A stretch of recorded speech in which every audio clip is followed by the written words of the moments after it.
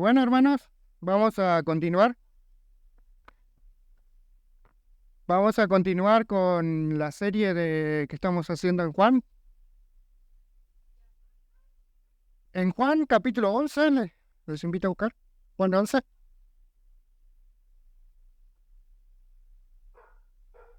Vamos a leer varios versículos, pero vamos a estar al buen estilo expositivo hoy.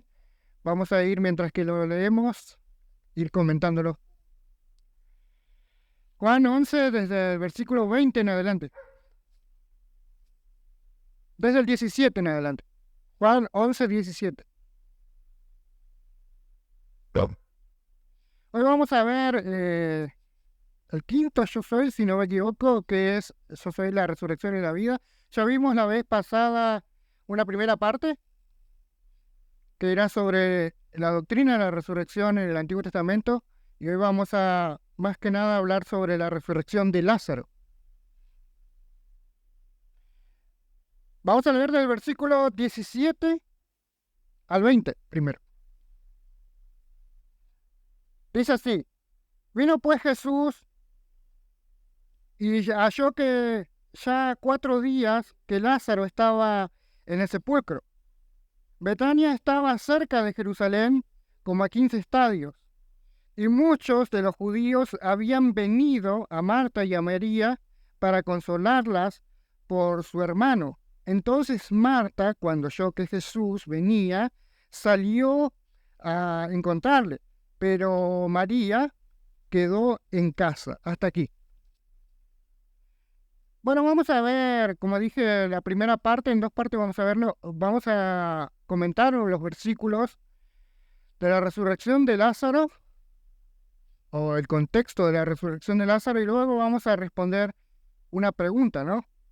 Y para comenzar quisiera, al menos esta historia me gusta mucho por los personajes y todo lo que está implicado, quisiera hablar de la familia, ¿no? De Lázaro, de Marta, María y Lázaro, y ver algunas cosas del contexto de ellos, ¿no? Se dice que vivían en la aldea de Betania. La aldea de Betania, versículo 18 dice, estaba ubicada a 15 estadios, que es más o menos 3 kilómetros, un poquitito, como 2 kilómetros y tanto, casi 3, de Jerusalén. Había que cruzar el famoso Valle de Cedrón, que estaba en el medio, y luego ya estaba la aldea. Y investigando sobre esta familia, hay cosas que se dan indicios, ¿no? En el texto, que aparentemente era una familia bastante acomodada en lo social y en cuanto a lo económico, ¿no? Tenían una buena situación. Por ejemplo, se habla sobre su casa, que aparentemente era una casa bastante amplia. Tenían espacio para hospedar a los 12 apóstoles, o cuando murió Lázaro, dice que estaban todos en la casa y era una multitud, según lo dice Jesús mismo. Cuando resucita Lázaro, dice que había una multitud, y ellos, en la costumbre judía, era enterrar primero al muerto y luego ir a la casa y hacer oraciones y comidas durante una semana, ¿no? Y era una multitud la que estaba ahí, o sea, era un presupuesto bastante amplio, no era solo día que tenían que estar esas personas, tenían que estar al menos 6 días, y el séptimo tenía que terminar el duelo, ¿no? Y tenían que hospedar a las personas que estaban ahí, aunque algunas venían de Jerusalén y era bastante cerca, y tenían que dar de comer, básicamente. No solo por eso, tenían una casa bastante amplia para hospedar varias ocasiones a Jesús y a todos sus apóstoles, a estas personas también. Tenían un sepulcro que era de ellos mismos. Esto era algo de los ricos. Los sepulcros tenían que comprar un terreno, y básicamente un terreno donde había rocas para excavar la roca y para preparar el sepulcro, aunque por ahí había cuevas, pero había que preparar todas las cámaras para el sepulcro y para toda la familia. No se habla sobre los padres de ellos. Aparentemente habían muerto o no estaban los padres de ellos, estos 3 hermanos. se habla sobre una cena, por ejemplo, después que resucitó Lázaro, hubo una cena para festejar que nuevamente tenían hermanos. Y en esta cena, con bastantes personas, bueno, tenían que proveer para todos. Y sobre todo el perfume que tenía María, que con la que ungió a Jesús, era un perfume que bien lo decía Judas, ¿no? Muy caro. Y estuve más o menos haciendo un cálculo, porque dice Judas que era más o menos el valor de 300 denarios, y tengamos en cuenta que Judas sabía de plata, era encargado de el tesorero, digamos, del grupo de los 12, y él decía que era más o menos 300 denarios, y hoy, si se transforma más o menos a pesos argentinos, ese perfume, que era de 1 libra, un poco menos de medio litro, 300 mililitros más o menos, ese perfume valdría hoy entre 3 a 5 millones de pesos argentinos. Era un perfume bastante caro, entonces estaban bastante acomodados económicamente esta familia. Y luego entra en la escena Marta, y vamos a ver algunas cosas sobre ella, ¿no? Les invito a acompañarme con la lectura desde el versículo 21 en adelante, del 20 en adelante, versículo 20. Dice: entonces Marta, cuando oyó que Jesús venía, salió a encontrarle, pero María se quedó en casa. Y Marta dijo a Jesús: Señor, si hubieses estado aquí, mi hermano no hubiese muerto. Más también sé ahora que todo lo que pidas a Dios, Dios te lo dará. Jesús le dijo: tu hermano resucitará. Marta le dijo: yo sé que resucitará en el día, yo sé que resucitará en la resurrección en el día postero.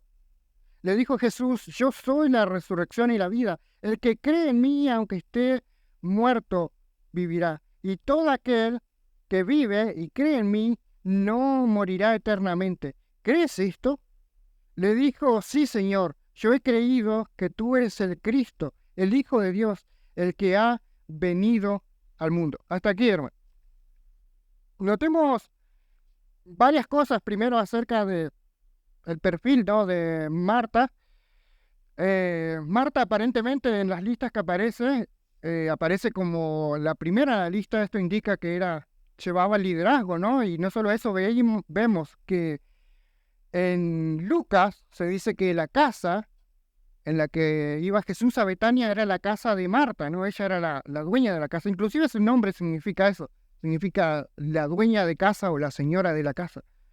Era una persona bastante activa, tenía el rol justamente por ser ella la dueña de casa, de recibir a las personas, de hacer ella la que atendía, ¿no? Y aparentemente ella era la que tomaba decisiones, ¿no? Mandar por ejemplo, cuando vino Jesús, a ella se le avisó que venía Jesús para que ella vaya a recibirle. O luego, cuando Jesús dice que quite la piedra, en el versículo 39, ella es la que se opone y tenía la decisión última de quitar o no la piedra, ¿no? No tenía ningún miedo de hablar públicamente ante hombres, cosa que no era normal, digamos, en el mundo judío. Ella lo hacía, ¿no? Y sobre todo ante un rabino y ante el resto de los judíos, que los judíos que venían tenían probablemente o eran rabinos o fariseos, o estaban en un contacto muy estrecho con ellos, porque por lo general así se les llama en Juan a los líderes judíos fariseos, ¿no? Se les llaman los judíos. No se dice específicamente si son fariseos o qué, pero eran personas de la alta sociedad religiosa judía, la que vino a visitar o a acompañar a la familia cuando murió Lázaro. Y Marta no tenía ningún reparo de hablar ante ellos, ¿no? O de expresarse. Inclusive cuando llega a Jesús, le dice con un tono de un tanto de reproche: Señor, si hubieras estado, nosotros te mandamos a llamar antes.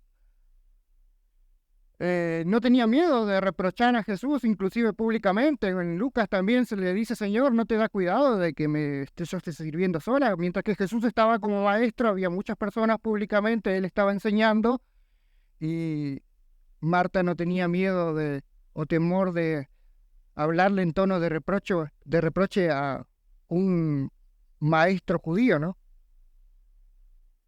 Entonces, este es más o menos el perfil de ella. Pero lo que más me gusta del texto es ver lo opuesto, lo diferente del carácter de Marta y de María, ¿no? Parecen ser dos opuestos. De Lázaro básicamente no se habla, después voy a decir por qué creo que no se habla de él, más que ha resucitado o nombrarle que estaba sentado a la mesa. Y me gusta mucho la fe, digamos, cómo el trato con Jesús es totalmente diferente. Si ustedes notaron en el texto, ella va a Marta y se le presenta ante Jesús y le dice, Señor, si hubieses estado aquí, mi hermano no hubiera muerto. Y luego unos versículos más adelante, cuando Marta va y le avisa a María que Jesús vino, va María y dice exactamente las mismas palabras. Evidentemente ellas ya habían tenido esa conversación, ellas ya... Eso es lo que se decían una a la otra. Si Jesús hubiera venido cuando le avisamos, de todos modos el texto nos revela que aunque le hubieran avisado a Jesús, aunque hubiera ido inmediatamente, el resultado era el mismo, porque cuando llegó el mensajero a Jesús, que estaba en Perea, Jesús dice claramente que Lázaro ya había muerto. Entonces, si Jesús acudía, ya el resultado era el mismo, Lázaro ya estaba muerto, cuando llegó el mensajero enviado por Marta y María. Pero Jesús trata totalmente diferente con estas dos hermanas ante, digamos, el mismo cuestionamiento, la misma cosa que fueron a decirle las dos, ¿no? Señor, si hubieras estado aquí, mi hermano no hubiera muerto. Pero Jesús ante Marta empieza a hablar con ella, ¿no? Y versículo 22 dice, versículo 21, si hubieses estado aquí, Jesús y ella misma empieza a expresar su fe en el Señor. Lo que más se destaca es la fe de Marta. Y cómo Jesús intenta de alguna forma motivar esa fe. Dice, yo sé que todo lo que pidas, y vamos a ver lo que ella creía. Si en esta sección, si se puede llamar de alguna forma, es el dogma de Marta o la fe de Marta. Ella dice, yo sé que todo lo que pidas a Dios, Él te lo dará.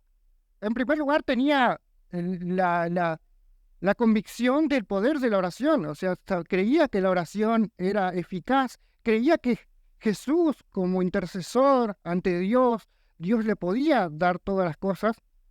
O sea, expresa una fe en Cristo como intercesor ante Dios, como profeta, y que Dios podía dar lo que Cristo le pedía. Creía en la bondad de Dios y en el poder para responder. Y luego continúa con una fe un tanto más creciente, ¿no? Y le dice, Jesús le responde, tu hermano va a resucitar. Y vemos que creía ella. Luego en el versículo 24 dice, sí, yo sé que va a resucitar. Ahora no solo tiene fe en la resurrección, sino también expresa o da a entender su fe en la resurrección de los muertos y su conocimiento, digamos, de esta doctrina, ¿no? Cuando en Israel, aunque no lo vimos la vez pasada en Israel, no todos creían en la resurrección de los muertos. Estaba al menos dos posturas, las más dominantes, las de los fariseos, que sí creían que los muertos habrían de resucitar, y la de los saduceos, que no creían que habría resurrección. Y sin embargo, ella o su familia, a pesar de estar en contacto con líderes judíos, que los saduceos casi siempre eran la aristocracia, ¿no? de Israel, ella creía, digamos, en la resurrección, que era la posición, por un lado, la más ortodoxa, ¿no? Entonces ella dice, sí, yo creo en la resurrección, creo que Él va a resucitar y creo en el día postrero. Y esto tiene un montón de implicaciones. Decir que creía en la resurrección y creía en el día postrero, esto no es solamente creer en eso, sino que en el cómo, todo lo que implicaba creer en la resurrección de los muertos y en el día postrero. Es decir, esto implicaba que creía no solo en la resurrección, sino también en el juicio final, eh, en la restauración del reino de Israel y en el reinado perpetuo del Mesías, porque todo esto iba en el combo de lo que era la resurrección y el día postrero. En el día postrero iba a pasar esto, iba a venir el Mesías, iba a restaurar el reino de Israel, iba a juzgar y iba a haber una resurrección de muertos. Anteriormente, ¿no? Entonces vemos como su fe cada vez se va revelando más.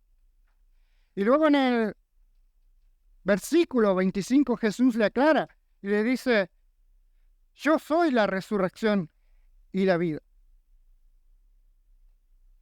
Y esta es la revelación, o sea, ella creía en el Mesías que iba a venir, ella creía que este Mesías iba a resucitar a los muertos, o cuando venía el Mesías se iba a resucitar los muertos, y creía en el juicio final, y creía en la restauración del reino. Pero Jesús le da una revelación un poco más amplia, más grande aún. Le dice, yo soy la resurrección y la vida. Y entendemos que cuando Jesús está diciendo esto, está diciendo que Él es Dios, básicamente.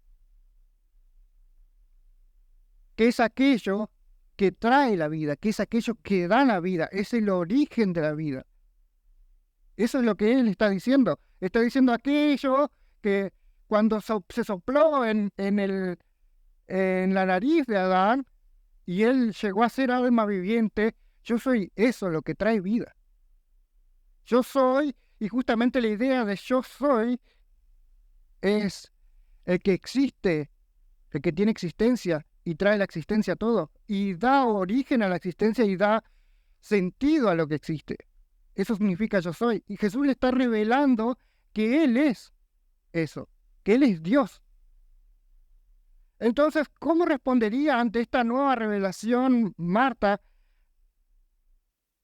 Y luego continúa Jesús diciendo, y yo como soy Dios, y soy el que da la vida, yo soy aquel Mesías del que estás hablando, que iba a venir, y estoy acá. Básicamente le está diciendo que el reino que estabas esperando se está inaugurando. Ese reino del que estás hablando, del día postrero y de la resurrección, está empezando. Y eso le va a demostrar Jesús. Y le dice, y el que vive y que cree en mí, le dice Jesús, el que vive y cree en mí, resucitará. Y a ver, en este versículo, vamos a leer el texto así, no lo digo mal. Versículo 25. Versículo 25. Jesús le dijo, yo soy la resurrección y la vida. El que cree en mí, aunque esté muerto, vivirá. Y todo aquel que vive y cree en mí no morirá eternamente. Este texto puede tener dos interpretaciones. Una es que Jesús está hablando sobre la muerte segunda, cuando dice no morirá eternamente, o sea, la muerte segunda como muerte eterna, o simplemente lo que está diciendo es lo que dijo Pablo en varias ocasiones, que aquellos que están vivos, están vivos en la venida del Mesías, en la venida de Cristo seremos transformados, aquellos que están muertos serán resucitados y los que están vivos serán transformados para recibirle. Puede significar cualquiera de estas dos cosas, pero sea la que sea, lo que está dando a entender es que Él tiene el poder sobre la muerte, que Él tiene el poder sobre la muerte, que Él es el Mesías que tendría el poder sobre la muerte que ella estaba esperando. Y Jesús le dice, ¿crees esto? Y la respuesta de ella es maravillosa. Le dice, sí, Señor, yo he creído, y acá hay varias posibilidades para la traducción. O sea, puede ser que yo creía antes o yo estoy creyendo desde ahora en adelante que tú eres el Hijo de Dios que has venido al mundo. Lo que está diciendo es, ahora creo, ahora entiendo que eres igual a Dios, que eres Dios. Al decir que alguien es hijo de Dios, básicamente está diciendo que es semejante a. Entonces, vamos a ver la evolución o cómo se expresa la evolución de este dogma de María, ¿no? Por empezar, empieza diciendo que ella cree en la oración y cree en el poder de Dios para responder la oración y cree en la intercesión de Jesús.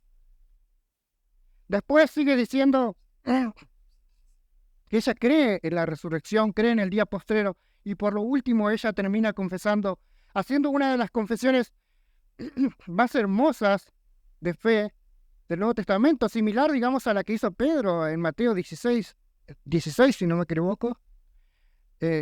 Inclusive me parece mucho más hermosa esta confesión que hace Marta.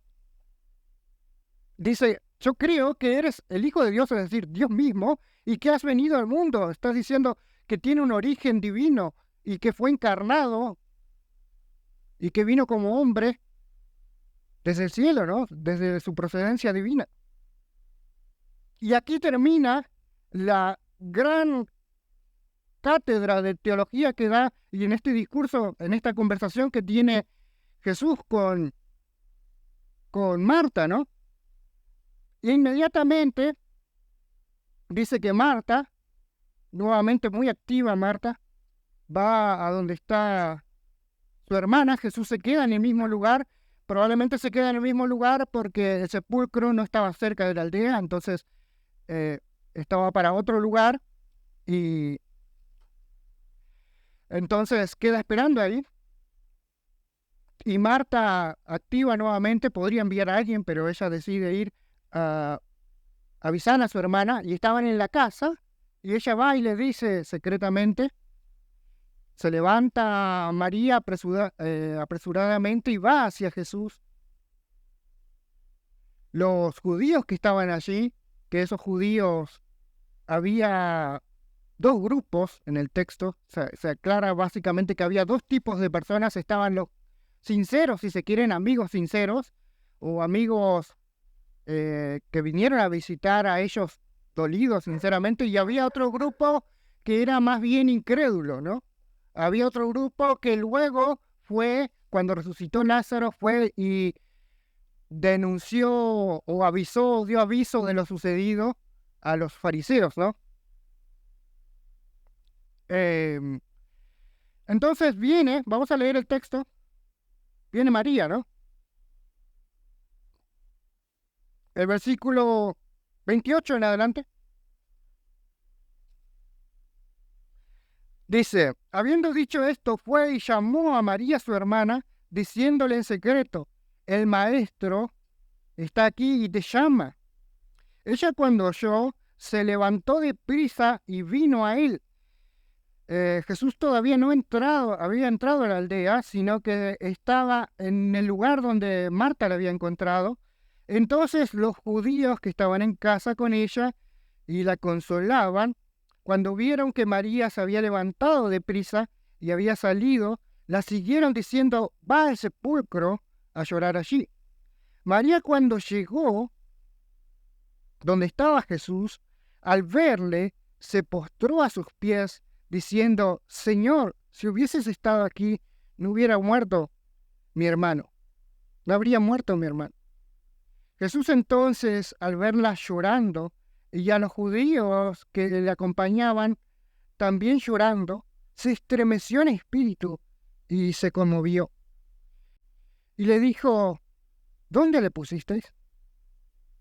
Le dijeron, Señor, ven y ve. Jesús lloró. Hasta aquí, hermano. ante la misma frase, Jesús responde de una forma totalmente diferente. Vemos unos minutos antes Jesús hablando, alentando la fe de Marta, hablando y revelando, si se quiere, su divinidad, ¿no? Revelando su origen celestial, revelando que Él es el gran yo soy, el que tiene poder sobre la vida y sobre la muerte. Pero unos minutos después, ante la misma cuestión, ante la misma frase, cuando llega María y se postra ante Él, quizás en una actitud de adoración o quizás simplemente siendo consecuente con su dolor. Esa era la actitud que tomó, ¿no? De humillación. Y se postró llorando, y Jesús, el mismo Jesús que reveló su divinidad unos minutos antes, vemos, como dice el versículo 33, al verla llorando, miren la reacción, o sea, ¿por qué Jesús lloró? Al verla llorar a ella y al ver a los judíos llorar. Y el otro día reaccionaba, justamente acá vimos la final de la Copa América, y el otro día estuve viendo unas reacciones que tenían las personas, ¿no? Al ver cuando el video se trataba de eso, de un montón de reacciones, al ver cuando Messi se pone a llorar y cuando le muestra la cámara y cómo la gente reaccionó.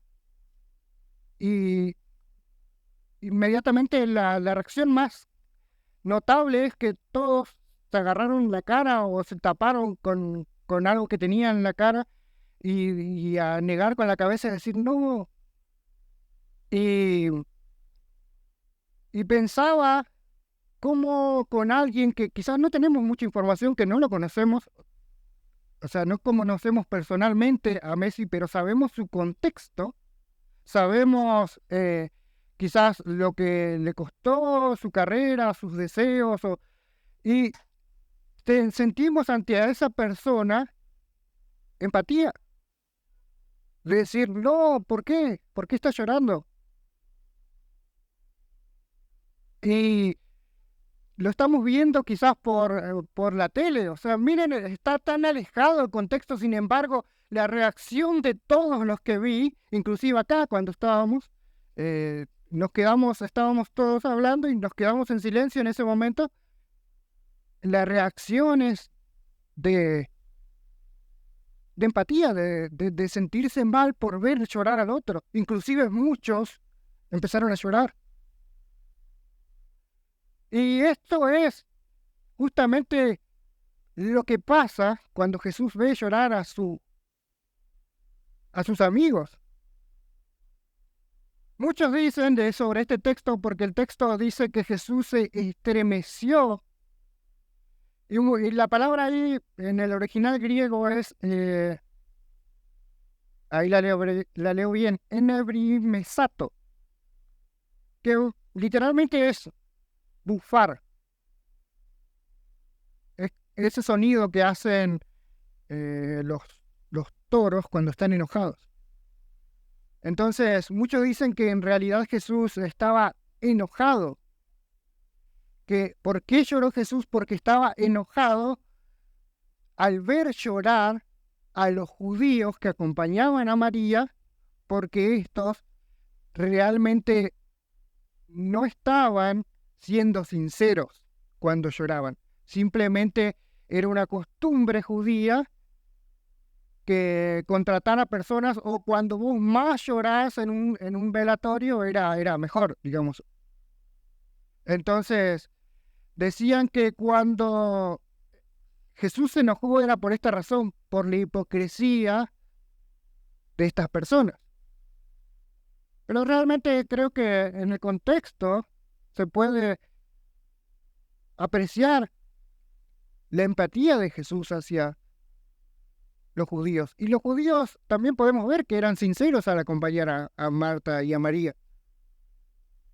Muchos de ellos se levantaron y la acompañaron cuando ella fue al sepulcro, o sea, no querían dejarla sola. Muchos de ellos reaccionaron ante Jesús cuando lo vieron llorar. Y esto es lo increíble. O sea, me sorprende mucho las lágrimas de Jesús. Y por lo general al menos yo pensaba que cuando Jesús lloró, dice, o al menos lo vi en películas, quizás por eso estaba condicionado, de que Jesús estaba ahí y se le cayeron 2 lagrimitas. El texto es absolutamente lo contrario de eso en el original. Lo que está diciendo es que él se estremeció. La idea es, hubo una reacción física evidente y se conturbó en el espíritu, es decir, él explotó, si se quiere, ¿no? Estaba en el momento que vio esto, empezó a llorar de una forma notable, evidente, y inclusive se utiliza esta palabra en el griego clásico para hablar de alaridos, con un llanto fuerte y evidente. Es decir, era un llanto tan fuerte y tan evidente, miren esto, tan fuerte, tan evidente, y una forma tan expresiva, digamos, de lamentarse por lo que estaba viendo, que la reacción de los judíos que estaban alrededor, que acompañaban a María, era: miren cómo la amaba. O sea, se sorprendieron ante el llanto de Jesús.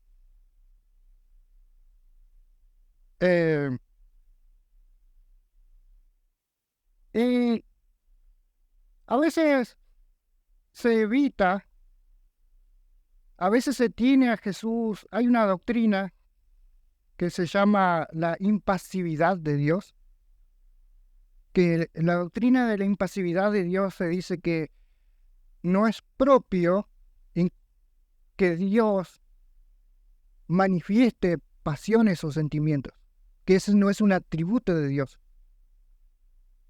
Inclusive hay algunos que llegan a anular completamente, diciendo que Dios no puede tener sentimientos a la escala humana. Obvio que a la escala humana no, pero porque eso generaría, es súper complicada la explicación de ellos, pero eso generaría cambios en la persona divina. O sea, nosotros al tener sentimientos nos genera ciertos cambios. Esa es la explicación de ellos. Y al Jesús, al tener sentimientos, o Dios al tener sentimientos, estos sentimientos pueden traer cambios en él. Y esto afectaría la inmutabilidad de Dios. Y por lo general se tiene, o nosotros recibimos el concepto de un Jesús tan, a veces, que parece ser tan apático, parece estar tan lejano, un Jesús que a veces no parece reaccionar, pero aquí vemos lo contrario, un Jesús cercano, que ante el dolor, y uno diría, pero ¿por qué lloró si él, justamente este es el argumento de ellos, ¿por qué llora Jesús si él sabía desde que llegó el mensajero que Lázaro había muerto y que lo iba a resucitar? ¿Por qué llorar? ¿Para qué llorar si ya sabía lo que iba a hacer? Entonces no está llorando por Lázaro, no está llorando por María, está llorando por otra cosa, quizás por estas personas que eran unos hipócritas según ellos. Pero aquí Jesús revela la empatía humana y el dolor. Y sobre todo, al ver, si uno dice, pues, si la palabra en realidad connota ira, Jesús más que nadie conoce el contexto del ser humano y lo que la muerte hizo en el ser humano. Si nosotros tenemos un sentimiento tan fuerte ante la muerte, a mí me tocó tener familiares fallecidos, mi hermano, mi abuela, y tenemos un sentimiento tan fuerte y desolador ante la muerte, un dolor tan grande que es inexplicable. Imagínense Jesús. ¿Quién puede saber más qué es la muerte que Dios? Él tiene la definición perfecta, el concepto perfecto de la muerte y lo que hizo con la humanidad, lo que hizo con su creación. Entonces, no hay nada más hermoso que ver a Jesús empatizando con las lágrimas y con el dolor. Entonces,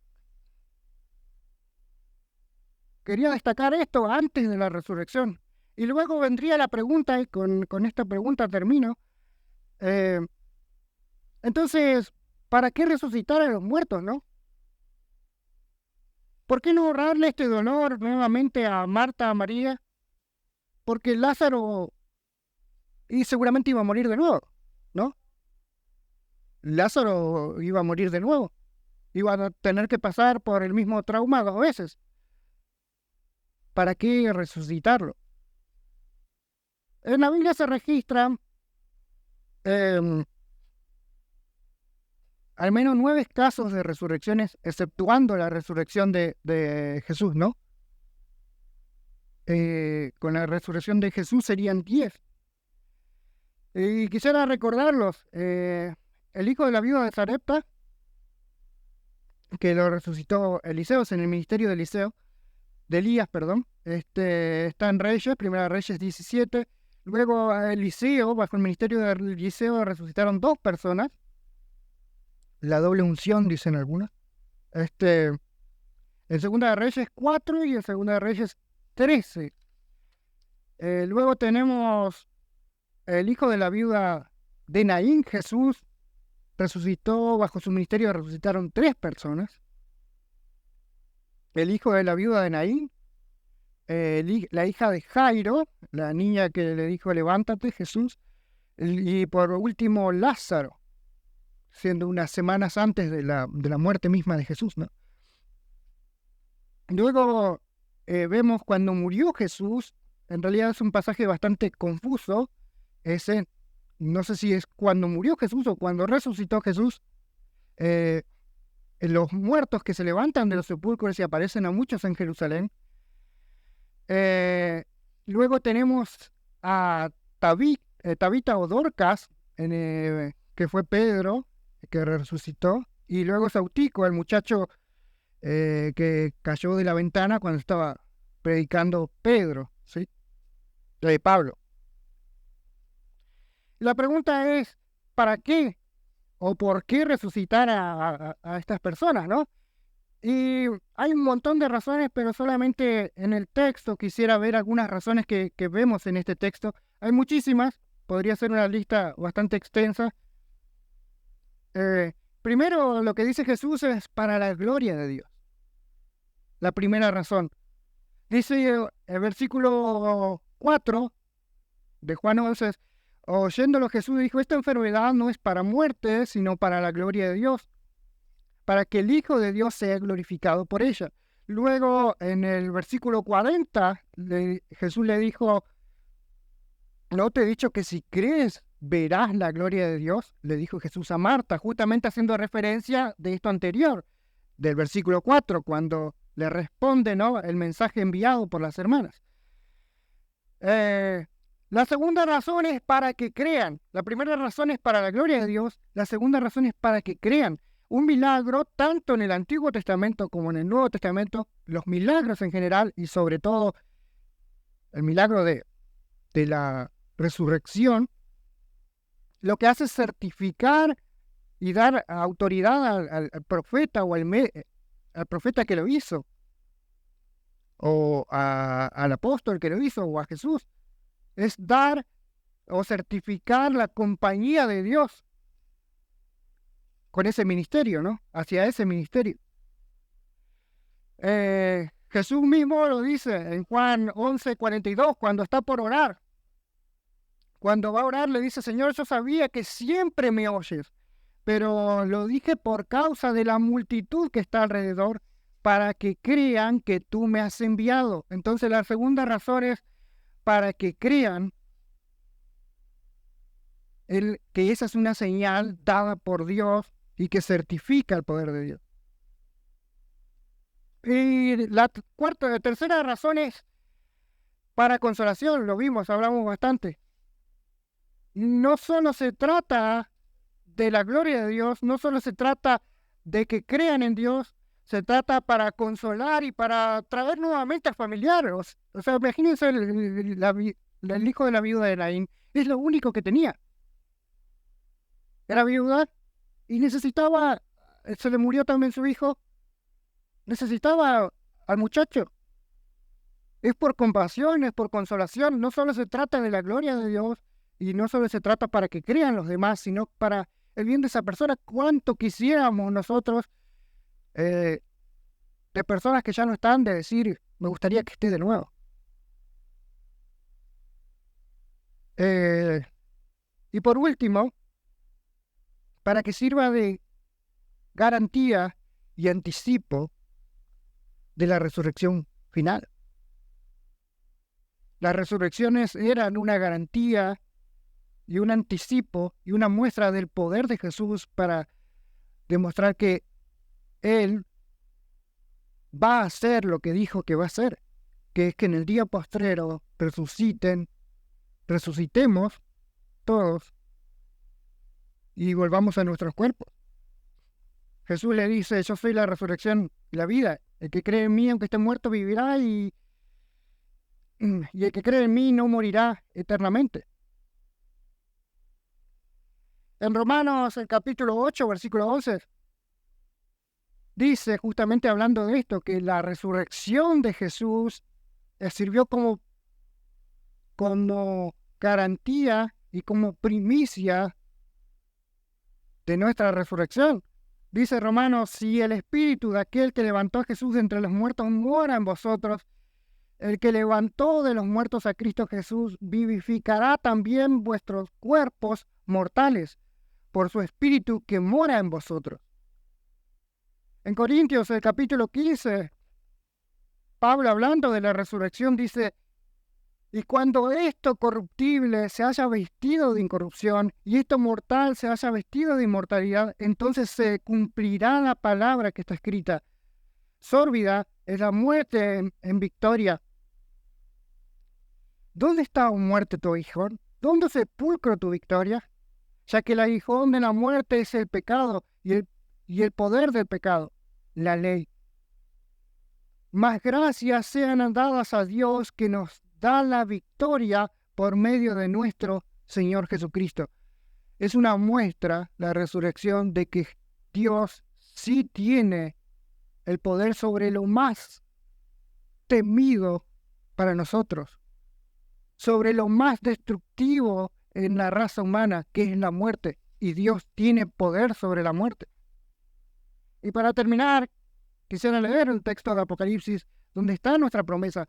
Nuestra promesa, la promesa del cristiano y la esperanza del cristiano debe ser una, la resurrección. Y esa es la promesa que dan las Escrituras. Apocalipsis 21:4 dice que Él Dios enjugará las lágrimas de sus ojos. Y ya no habrá más muerte, ni habrá más llanto, ni clamor, ni dolor, porque las primeras cosas pasaron. Tenemos fe y quizás si Jesús nos pregunta a nosotros como a Marta y nos dice, ¿crees esto? Y quizás como Marta, en el momento ella tenía una fe en el sentido de decir, sí, yo creo que resucitarán, pero Jesús fue y le dijo, yo lo puedo resucitar ahora, yo soy la resurrección. Y dijo, ¿crees esto? Y ahí quizás la cosa cambió. Marta dijo, sí, pero no, pero en el momento último, cuando le dice Jesús que saquen la piedra, ella seguía dudando.